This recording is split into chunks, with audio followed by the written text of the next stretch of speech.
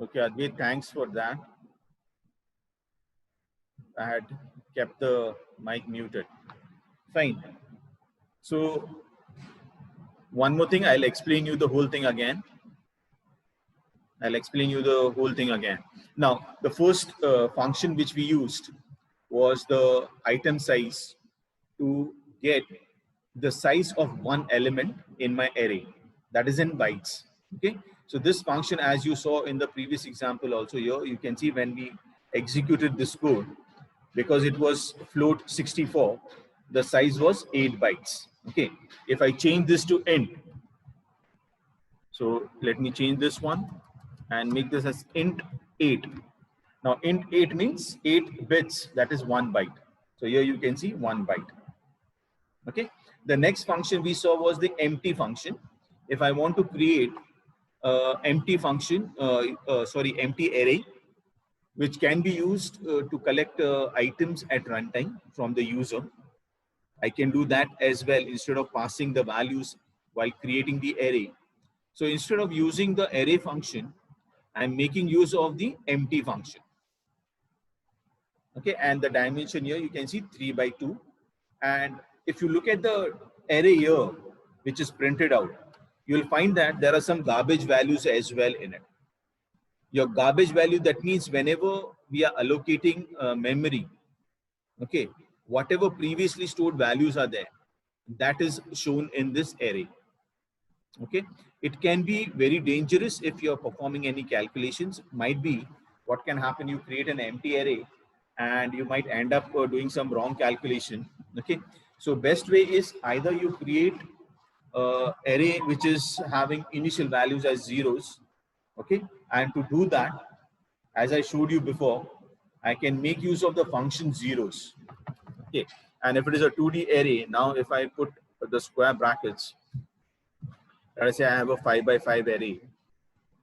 Okay, and instead of float 16, I'll put it as int, say 32. Okay, and now when I run, you can find that I have created a 5 by 5 array, 2-dimensional array with values initialized to zeros. Okay, so this makes more sense, so that, you know, if even if you are creating an empty array are going to have some garbage values, whereas array which is created using zeros function, it is not going to have the garbage values. There's one more way of creating arrays with one as the values in it. So if I want, I can also create an array which will have ones in it. So the function itself is ones. Into round bracket, you can pass the dimension which you want. Let us say I want a 1D array on here, so I'll just pass 5 here. And now when we run this, or let us make it 10 because it is just merging with the previous one. I'll make it 10 and I'll print it as well. So print X here, run this. Now you can see this. So this was my 5 by 5 array, and the last one is my 1D array. Now it is coming float, so I can change this. I give a comma here. I can give D type equal to int, and I can run this as well. And now you can see it is an integer value. Okay, so these are few functions using which I can create my array depending on my requirement. Okay, so either you can use the array function to create an array and pass the elements to this particular function and create an array, and also the dimension depends on your requirement. So whether it's a 1D array, 2D array, or 3D array, okay, you can easily create it. Secondly, the other function which we can use is the empty function. Your empty function is going to allocate memory, that's all. It's not going to initialize the elements. So initialization does not happen in case of the empty function. Okay, the other function is the zeros. If I want to initialize my array with zeros, okay, and create an empty array as well. So I'm not storing any value, I'm not taking assigning any values in my elements other than zeros in it. So the function itself is zeros. Okay, so using NumPy, I can make use of the zeros function and create an array with 0 as my initial values.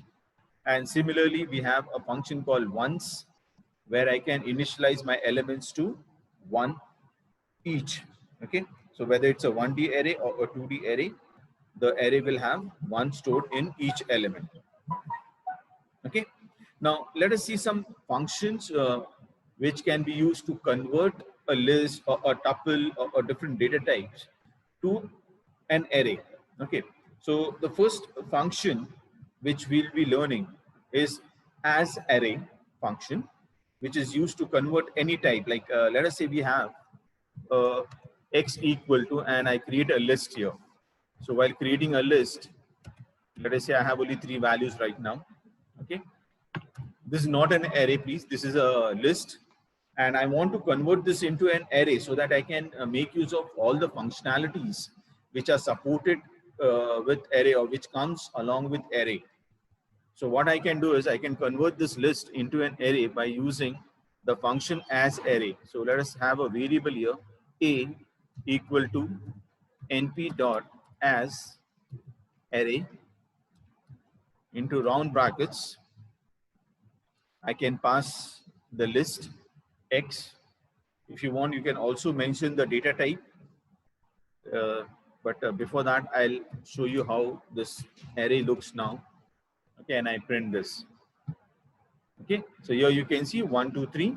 Now there are no commas in between. And if I display the list here, if I display x, you'll find there's a difference between both of them. Here you can see there are commas between the elements. So this indicates it's a list and it is not an array. Whereas elements without the commas separated the elements, we have space in between. This indicates it's an array. Okay. Now let us say I don't want this to be integer. I want this to be some float. Okay. So what I can do is I can just mention the data type or data type object d type equal to, say I want it to be float. So I'll use only float here. Run this, and now you can see there is a decimal point at the end of each number. Clear? Now similarly, like this was for the list, I can also use the same function to convert a tuple to an array. Now what is a tuple? Tuple usually is given in round brackets. So if I have x equal to, and in round brackets I give the values, I pass the parameters again 1, 2, say 3, 4, and 5. Let us put 5 values now. Okay, now x indicates that it is a tuple. It's not a list, neither it's an array. Okay, let me print this. Print x here. I'll execute this code and check it out. Now you can see this round brackets and the values are displayed. Okay, we'll convert this now into an array. So again, I can use a equal to np dot as array into round brackets. I pass the tuple name. So x is my tuple. And if you want to specify the data type also, you can do that. Let us execute this code. And one more thing I'll do is I'll print the value of a. So let me print this here. And when I execute this, you can see now my tuple has been converted into an array, and I get the square bracket and the values have been converted, are being displayed. Clear? So as array is one of the functions which can be used to convert your list, your tuple, or any other data type, a list of values, you can say, into an array. Right? Let us see some more functions. The next function which I'll show you here is arrange. Arrange function is there. Using the arrange function, actually the arrange function takes 4 parameters altogether. The first parameter indicates the starting point. If I want to create an array, okay, from a particular number up to a particular different number. So I can give the starting value and the stop value or the last value. Plus I can also specify the steps in which I want to create the elements. Let us say I want to create the, I want to pass 2 as the step. That means I want the number to start with the beginning one, and the next number will increment by 2 and not by 1, because by default it will be incrementing by 1. And the function, as I told you, let us create one and show you. I can use x equal to np dot a or a range. Okay, your a range function, and you can specify the starting position. So let us say I want from 1 to say 10. Okay, let us run this and check whether it includes 10 or it moves from 1 to 9. So I'll display the value of x here and check the answer. So run this. Okay, here you can see. So it is not considering the last, the stop value itself. It moves from 1 to 9. Now by default, it is incrementing. Each element has been incremented by 1. Now, if I do not want that, if I want the step, the parameter is the step parameter, which tells me by how many values do you want it to increase. Let us say I want it to increment by 3. Okay. And now when I run this, I get only the 3 values. That 1, it will increment by 3, I'll get 4 and then 7. Now after 7, when I increment the value by 3, it goes beyond 10.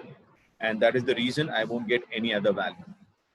Okay, if you want, it can be a, you can pass the data type as well for this particular function. Let us pass a data type. So if I want, I can give this like this. I can give a comma here, or let us create 5 values. I want the first 5 values. Need not have, you can say, the float type. Let us say I'll create only first 5 values. I can give like this also. So I give only how many values I want to create. Okay, so I need not pass the starting one and the stop one as well. So one, if I pass only one parameter, let us say 5, okay, and print this, right? You can see this 5 values have been created. So 0, 1, 2, 3, 4, 5. Right? It's by default, it will always start with 0. Now I can pass the data type as well, d type equal to, let us create a float here. And now when I execute this, you'll find it's starting from 0.0 and so on. So 1.0 and so on. Clear? If I specify the other parameters like the start, stop, the step, and the d type all together, let us do that. So I wanted to start from 1, go up to say 10, that it won't include 10. Okay, and the step I want is 2, right? Put a comma here, and the d type is kept as float. So here you can see 1, 3, 5, 7, and 9, and it has decimal places, which indicates that's a float data type. If you want, you can also have, you know, a different function which I can use. That function is lin space, line space. The word lin is not, line is not completed. ln, you can say. So even that can be used to create an array similar to your a range or a range. Okay. The only difference between these two functions is the endpoint. If suppose I want to include the last digit which I have specified for stop, that is in this case the previous example, I had given the start position as 1 and stop as 10. And if I want to include 10, I'm not able to do it using a range. So what I can do is, instead of using range, I can make use of the other function dot lin space. Okay, so this is one of the function which can be used to create evenly spaced numbers. Okay, and the parameters are similar to a range, but there are some fine differences. So let us give the starting range 1, 10, and I want it in a step of 2, that is your numerical value. Okay, 2, and I'll display the answer and check what it creates.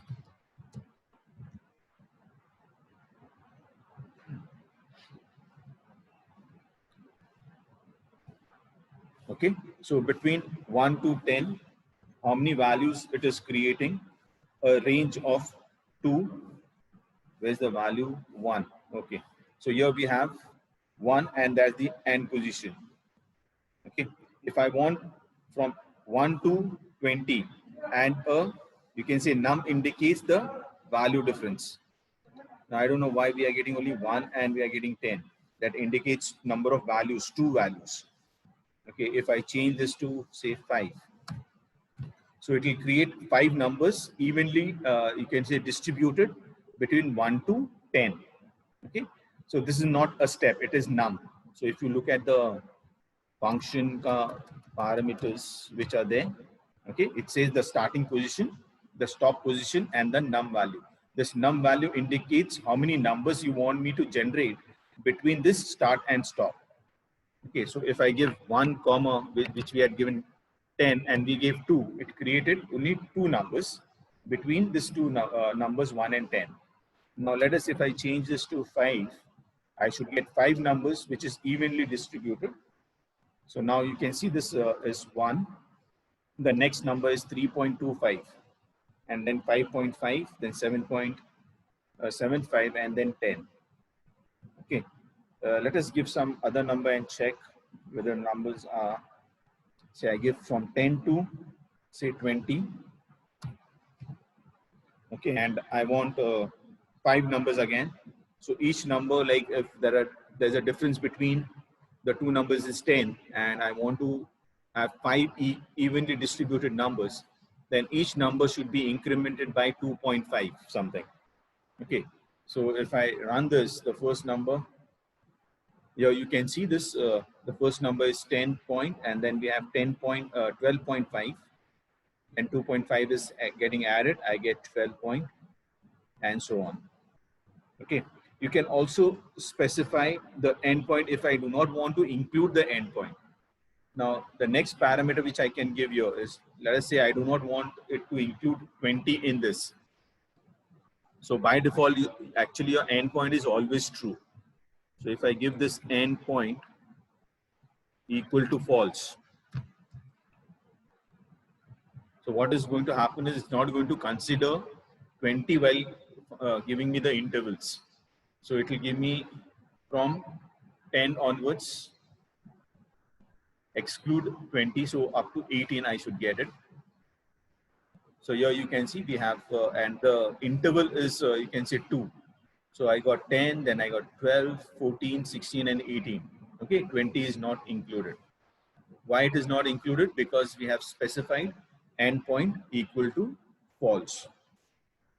Okay, there's one more way of getting some values. That is, if I change this to, let us remove this one, endpoint. Okay, there's one function that is your RET step. So I can use this RET step. Now this I'll put it as true. Okay, and we'll see the output. Okay, now here you can see it is mentioning the step here. So the step for this array is 2.5. And if I mention both, the previous one, if I change this to say 8, okay. So the interval step here you can see it is 1.4285 and so on. Let us change this number. This doesn't look good. 5 and 6, I think 5 is better. And I'll make one more change. I'll write endpoint equal to true as well. False, I'll make it false. Endpoint equal to false, comma. And the steps this time will be, instead of 2.5, it should be 2 now. Okay, so this is my array. It displays the array here, and it also displays the step between the intervals. Okay, so these are two functions basically which can be used to create an array with specific intervals, okay, from a starting point till the end point, or if you want to divide this whole range into different types of intervals depending on how many numbers you want to generate between the given the starting point and the end point, you can make use of these two functions. Okay, now in NumPy there are two important concepts of slicing and indexing. Okay, whenever we are doing a manipulation of your array, whenever you want to extract values from an array, there are two ways of doing it, either through indexes or we can use slicing. Okay, now there are three types of indexing methods and not slicing. We'll see slicing as well. Okay, the indexing method, we have the first one as the field assess, the basic slicing method, and the advanced indexing method. So there are three ways in which I can handle my array whenever we want to extract elements from the given array. Okay, so there are few functions or the way of extracting values. Let us see those. I'll just create another file and import my NumPy as NP.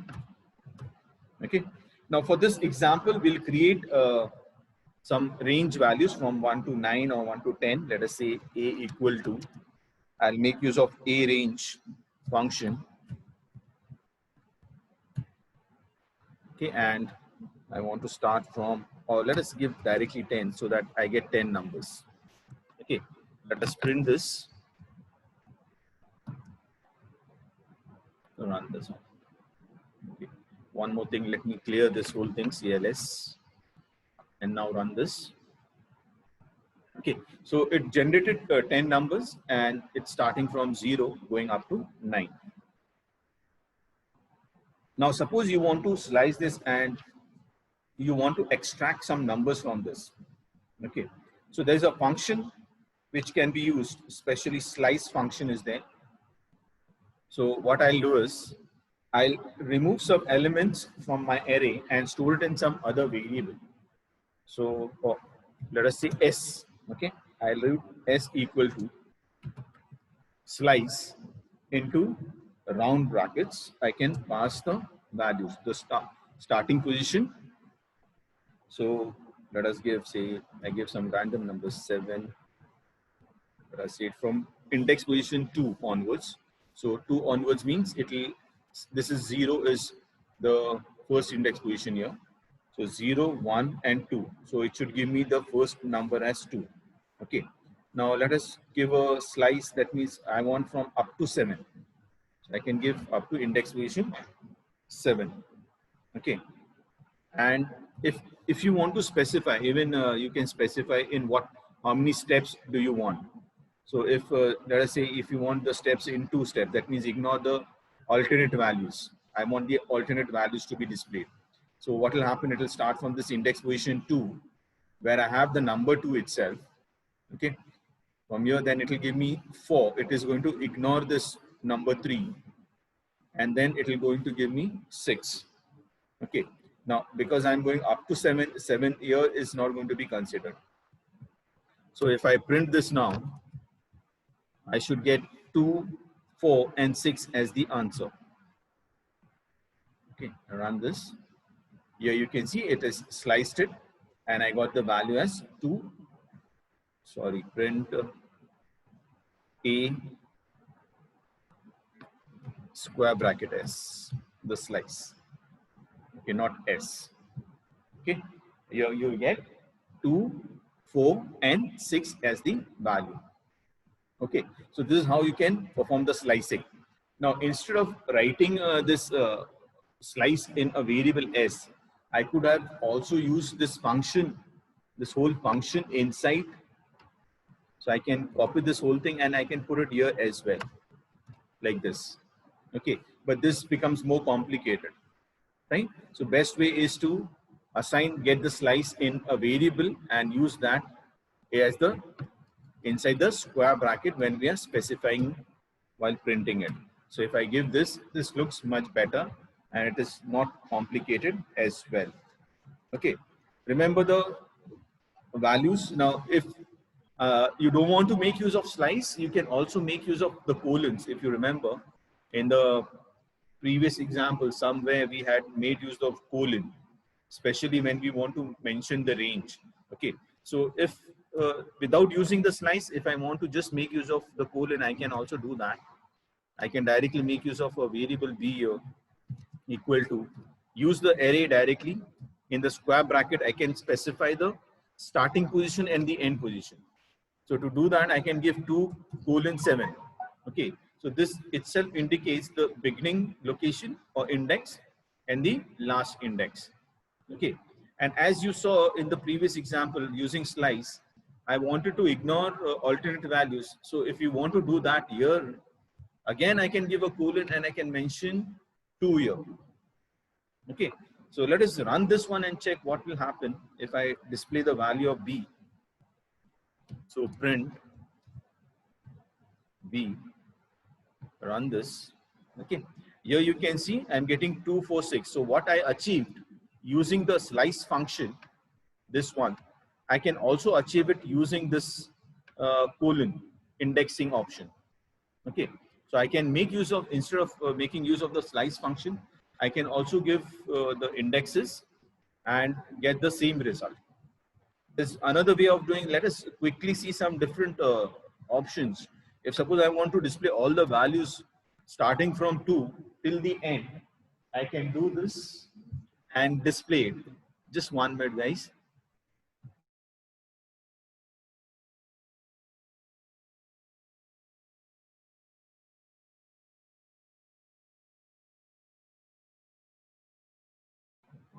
Okay, if I give a colon here, what will happen from index position 2 onwards, all the values till the end of the array will be displayed. Okay, so here you get from 2 up to the last value. This I can just write here. If I do not specify the colon, that means the index position to whatever value is stored at index position 2, that will be displayed. Here you get 2 as the answer. Okay, let us make a change in the range. Let us give 1, 10, and now run this because it's giving me, yes, 3. So index position, you can see this 0, 1, and 2. So this number 3 is stored at the index position 2, and that's the reason I'm getting the value 3 here.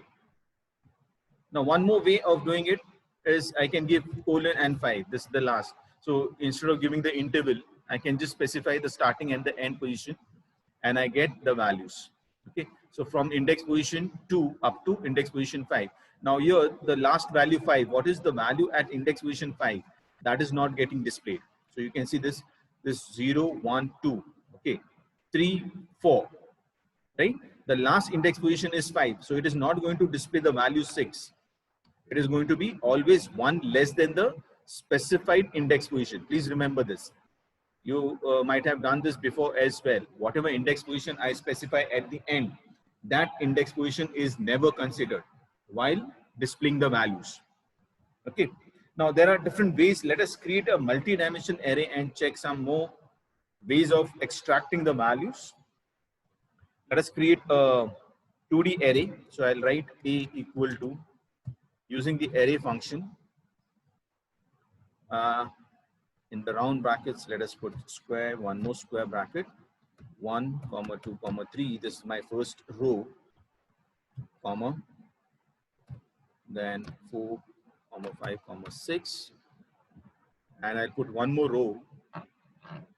This time I'll put some different numbers like this. Okay, and let me display the array and check how it looks. Okay, here is my array. It's a 3 by 3 array. So 3 rows and 3 columns I have specified. Now using this, let us perform some slicing. If suppose I want to display the index position, or from index position 1, I want to ignore the first row. So what I'll do is, instead of displaying the whole array, I'll give the square bracket, I'll give 1 and colon. Okay. By default, all your arrays starts from the index position 0. So if I specify 1, it is going to ignore the first row, right? So when I run this now, here you can see I am getting only from the second row. So 4, 5, 6, 9, 8 and 7 are the values which are getting displayed. Okay, let us comment this one so that I get the answer. Right. Here you can see 4, 5, 6 and 9, 8, 7 is my answer. Now I can make some changes in my positions here and I can display. Let us say I want to display the second column, not the row. Okay. So what I can do is, instead of specifying, the second column will be, of course, 1, right? So I can give you, instead of giving the colon, now I'll be using the epsilon. That is 3 dots. Okay. So 3 dots and a comma and the column number. So what is going to happen in this case is, it is going to extract all the values from column number 1. That is 0, 1. The first column is always 0. So when I run this, now here you can see I'm getting 2, 5 and 8. So what is 2? You can see this one. 2 is my second value in my array, the first row. Then 5. And then this one 8. Right? Similarly, if I want to get the second row, I don't want the first row. So what I can do is, I can change this. I can print into round brackets. Again, give the array A into square bracket. Okay. Now, instead of putting a colon, I'll put comma and I'll put the 3 dots. Okay. And now when I run this, now this is my second row. And you can verify this. This is my second row here. 4, 5, 6. So I'm getting 4, 5, 6. If I want the last row, I can change this index position to 2. And I'll get the last row. You can see 9, 8 and 7. That is the last row. Similarly, if I put this as 0, I'll get the first column. Okay, this is my first column. 4, 1, 4 and 7. Clear? Let us also print the actual array so that it becomes easy for us to check it out. So this is my, you can see this first 1, 4, 9 is my first column, and the last row is 9, 8, 7. Okay, so instead of using the colon, so there's an option, either you use the colon or you make use of the 3 dot lines or ellipse. It is also known as ellipsis, ellipsis, ellipsis. Okay, so either you use the colon or the ellipsis depending on the requirement. Now, if I want to start from a particular row or a particular column onwards, and I want to also display the other columns or the rows, I can make use of a combination of ellipsis and colon together. So let us write another function here. So inside the print, what I'll do is, let us say I want all the items of column 1 onwards. Okay, so instead of just giving 1, what I'll do is I'll give A inside the square bracket, the 3 dots, comma, 1. If I give 1, that means only the first column or the second column. Okay, if I give, say, colon, so from the second column onwards, all the values. So here when I run this, here you can see, so I'm getting the second column and the third column as well. Okay, so 2, 5, 8 and 3, 6, 7 as well. So using this characters, that is your colon, then the slice function, or you can also make use of the ellipsis or the combination of ellipsis and the colon. You can extract the values from the array depending on your requirement, or you can access the values from the array. Okay. Now we also have some advanced indexing functions or ways of doing it. Let us quickly take one example. I'll create another array here. So I'll have A equal to, say, NP, and I'll create a 3 by 2 array. dot array in the square brackets, say 1 comma 2 comma say 3 comma 4, and the last row 5 comma 6. Let us say I have this array here with me, and using the advanced indexing methods, now it is possible to make a selection from your ND array. That is, if it is a non-tuple. If I suppose I remove this commas from here, will it treat this as an array or it is not an array? Anyone? Whether this is right? See, there is a difference between, if I give a comma here, it indicates something else. If I remove the commas, it indicates something else.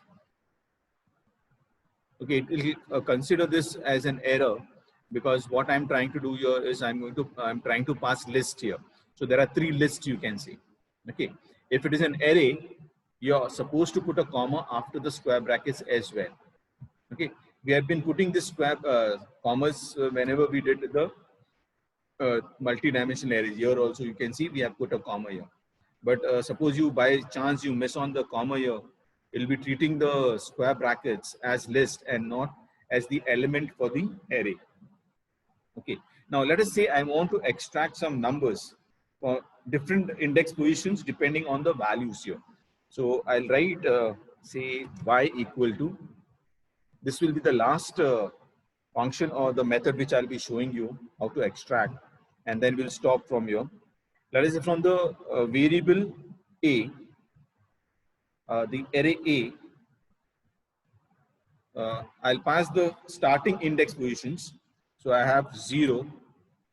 This is my first row, comma, the second row, comma, the third row. Okay. Now from this, I want to specify which elements I want. So that will come in my second square brackets. Let us say I want the first element, comma, I want 1, comma, again I put 0. So what is going to happen, it's going to select some elements depending on this index position. So the first element which will be picked up will be 0. So I'll pick up the first index position from here, 0, comma 0. Okay. The second element will be 1, comma 1. And the third element will be 2, comma 0. Okay. Let me display A as well on top, and then we can see the output. So I'll display A, and below here I'll display Y. Okay, and we'll mark this as comment so that I get only those values which I want. Okay.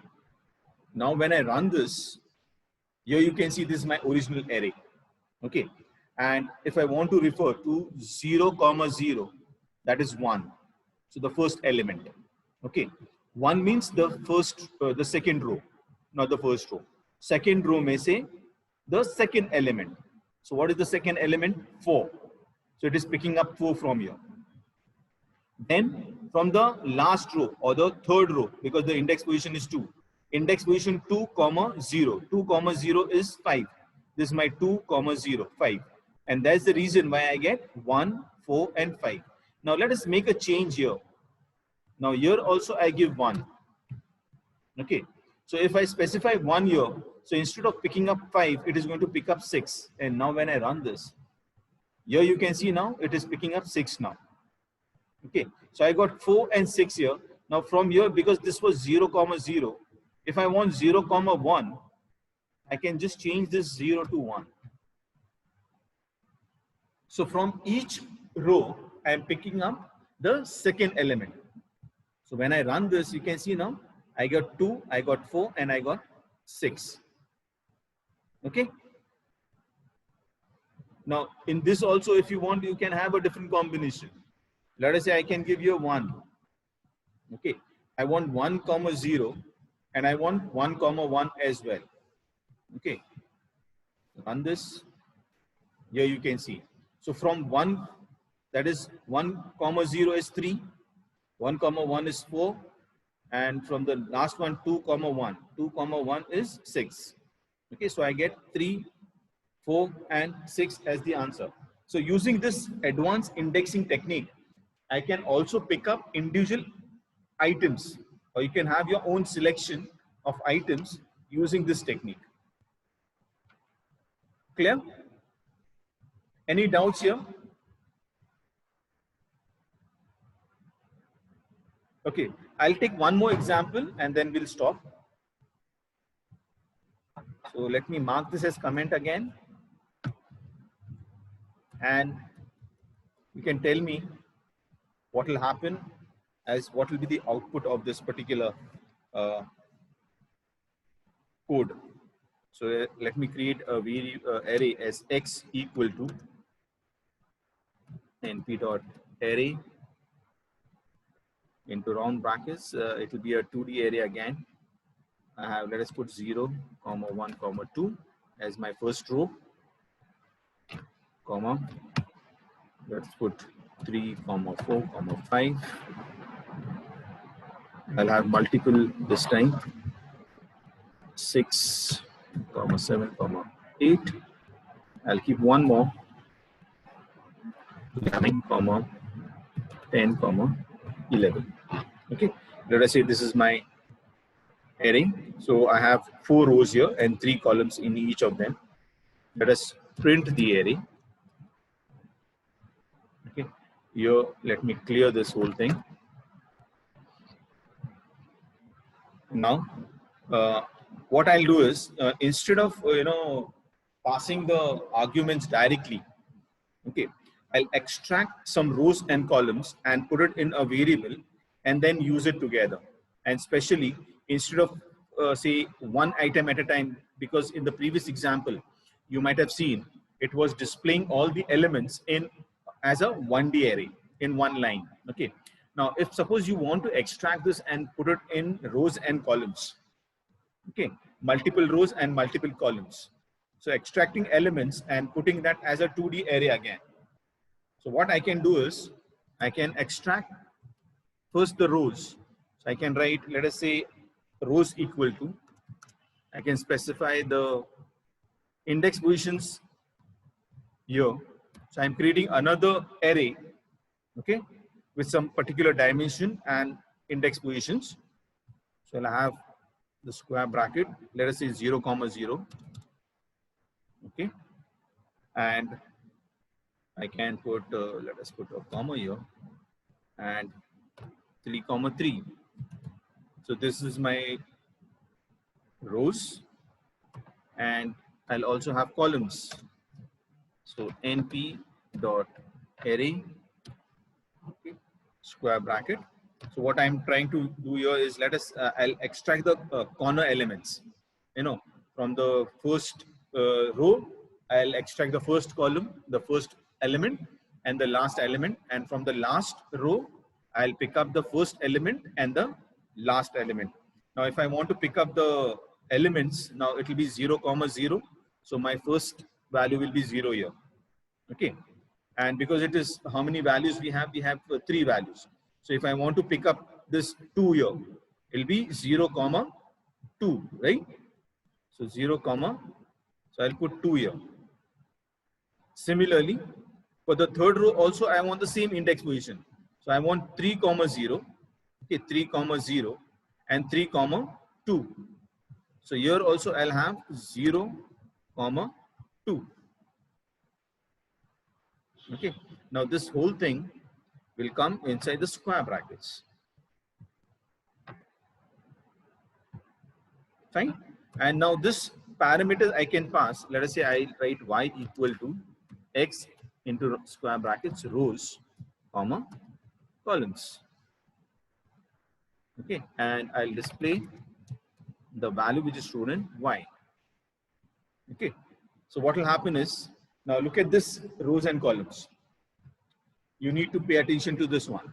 What will happen is, from the first, that is from the rows, it is treating, when I give 0, 0, it indicates I want to access the first row. And when I give 3, 3, it indicates I want to access the last row. Okay. Now there's a combination between these two now. So 0, 0 is going to give me the first element from my array.